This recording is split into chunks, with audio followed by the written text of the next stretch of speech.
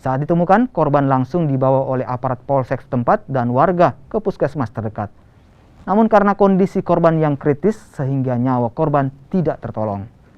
Jenazah korban dipindahkan ke Rumah Sakit Bayangkara Makassar untuk diselidiki penyebab kematian korban. Menurut warga, korban ditemukan dalam kondisi tidak berdaya dan sekujur tubuh korban dipenuhi dengan luka benda tajam. Hingga kini polisi belum bisa memastikan penyebab kematian korban, namun polisi menyita sejumlah barang bukti yakni sepeda motor korban.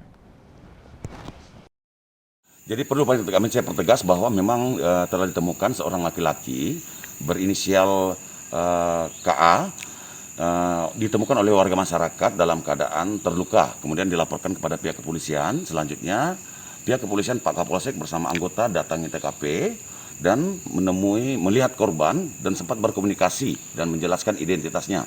Setelah itu karena korban masih diharapkan masih bisa diselamatkan, pihak kepolisian kemudian membawa korban ke puskesmas.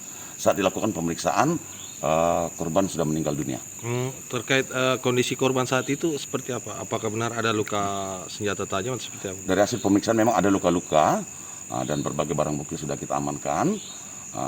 Setelah korban dibawa ke rumah sakit puskesmas dan dilakukan komunikasi dengan pihak keluarga meminta untuk dilakukan otopsi terhadap korban dan